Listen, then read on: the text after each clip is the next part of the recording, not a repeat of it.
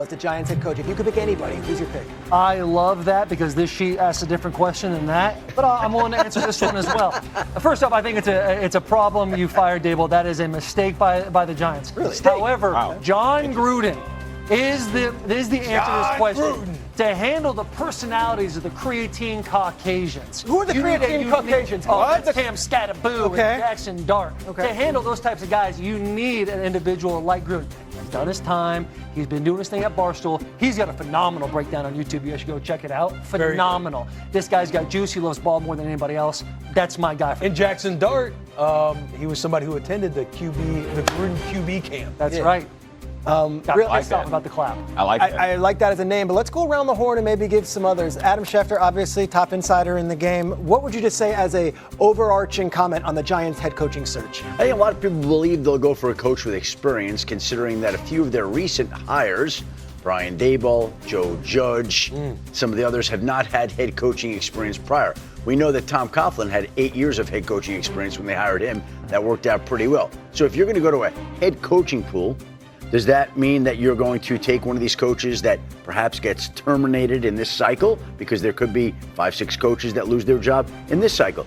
Does that mean that a college head coach qualifies? Somebody like a Jeff Hafley, who's coached at Boston College. Somebody like Boston Marcus Freeman at Notre Dame. Does a college head coach qualify for a New York Giants head coaching job if you want experience? I think there's a lot of different ways they can go with this. Obviously going to be a critical hire, and they've got a lot of hires wrong. They need to get this one right. Will, you gave a name in the pre-show meeting that I think is worthy of the actual program. Who is the former head coach? Who is the former head coach in the NFL that is now coaching in college that you mentioned? Billy B, Bill Belichick.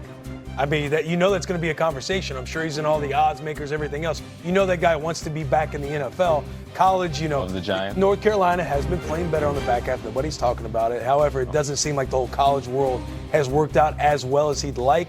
If he had the opportunity, I could see him being in the NFL tomorrow if the New York Giants wanted. Well, he did call the Jets and inquire whether there was an opportunity to interview with them. It was just an exploratory call. I would imagine the Giants, who he was the defensive coordinator for, is certainly on his mind. Could you see Belichick being in the NFL again? I think college has stained him to say, okay, I don't want to be here. But I would say, like I said the same thing last year when he got let go by the Patriots. In some ways, the way that he goes about running his program is hard to upstart somewhere else. And that has shown in North Carolina. But the benefit that he had with the Patriots was that everything ran through him, from the PR to what was eaten to the schedule to every position. Right. He built that trust. That's hard to get at a new place. So for Belichick, to me, if you're going to hire him, that is the question. Without that, is he as effective? Daniel, give us a name that you might want to I'll give you two names, and these are the names that I would like for the Giants. Realistic or not, I don't know that. Okay. One would be Kevin Stefanski if he gets, if they move on in Cleveland. And the second name, I'm not saying this to be, I would love Ryan Day there. I think Ryan Day. He's got NFL experience. Was with Chip in San Francisco. A phenomenal head coach. Who becomes the Ohio State? I like that pick. I just think he's a great coach. You like to be disrupted. That is good. I don't mind that. That's the first thing you said today I like. Didn't you say he's taking it, Taylor? He's coming up the first thing. His name in All-Pro each of the previous 3 seasons. Who's the other one? Gentlemen. This is a huge opportunity for Dan Orlovsky every time we go to a commercial. Come on, boys. Yeah. He says, easy, no problem. He's let us down multiple times. That's not Dan true. is the friend he claims to be. That's not true. This answer will be correct. This is a Dan Orlovsky. Will, who we got? We are going to go with Amon-Ra St. Brown. Amon-Ra St. Brown. Back up because that's wrong. Dang it! You didn't even say what are we doing? And you know with this show, you're always going to talk about the Cowboys. We haven't talked about them once this show. Once this show. I said CD. Why are you making this about you?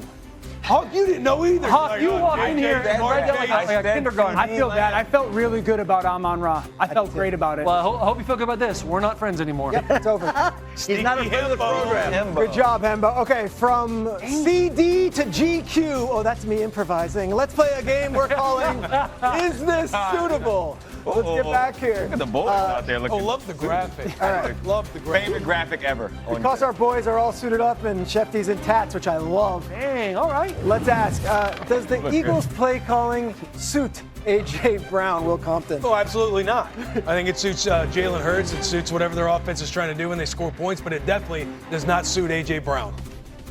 Okay. I agree. Dan Orlovsky, we're going to you now. Great point. Great insight on that. That was good. It was a good take. Reverse the question, make it a statement. Nice. Nice. What does this game? Journalism. What does this game mean for the Lions, and what can they do on offense? Yeah, it's obviously a big deal. I think the three things that I would do if I was Detroit was to be number one. No surprise, I would get into my 6 offensive lineman run group. Philly wants to play in nickel. Why? Because they want Cooper DeJean on the field. I would as well. This is something with Dan Skipper the Lions have really started to do is get under center, run those 6 offensive linemen. Washington loves to be in nickel as well with their nickel defensive back on the field. Look at the seams that are created with their 6 offensive linemen run game with Jahmyr Gibbs. I would say the second thing is you're going to have to cover Gibbs. Zach Bond, really good. Nakobe Dean, really good. 2 good backers for Philly. You got to prove to me that you're going to cover this guy one-on-one and he's going to lose. Because I don't think that there's a backer in the league that can consistently in space cover with Jahmyr. That 6 offensive linemen as well, you got to prove to me you can cover J-Mo. Quinyon Mitchell's been great. Banged up last But you can't come on TV and say there were guys open last week for Green Bay and Jordan Love just didn't throw it. I said that. And then sit there and say Quinyon Mitchell covers everybody. I think that Jamison down the field can create some really high-end separation. Good corners in Philly. Good corners. Quinyon's great. But I still think that J-Mo can win one-on-one at times. You know what fires me up at Jared Goff? He always throws it to the open receiver. That's what I love about him. Yeah. He crushes that. Yeah. No, he throws to the open receivers. What a concept, right? What a concept. I wish I had under center, that. too. You love him under center. I wish I had under center. Play action. Great throws, great timing, precision. Let's stay with the suit motif here. Okay. Taylor Lewan. Let's begin in Chicago. Dan, why is Caleb having so much success in year 2? He's a much better play-action passing quarterback this year than he was last year. Last year in play-action game, he was bad. This year in the play-action game, he's been good. And I think the reality is it allows him to just be a reactionary player and a attacking player. And the playmaking element is a little bit more enhanced when he's playing in that play-action game. There was the moment in the Giants game in the 4th quarter where he just put this team on his back in their play-action bootleg keeper game and just became a playmaking athlete was the reason they won. Okay, what's your biggest concern for Aaron Rodgers after what was a confusing Sunday night game against the Chargers? Yeah, the Chargers came out and said, hey, on 3rd down, we're going to double-team DK Metcalf and double-team Pat Freiermuth, and you got no one else to throw the football to. And that's their reality. And unless somebody steps forward outside of those 2 players in their pass game, the defenses that are smart and well coached are going to sit there and say, we're going to dare somebody else to beat us. And I don't think the Steelers have that person. No one's throwing the ball downfield less really right now than Aaron Rodgers. And when you take away that efficiency and get them to those situations where they can play 1 or 2-on-1 versus those guys, that offense is going to struggle. All right, the Broncos are 8-2, but their offense has been putrid.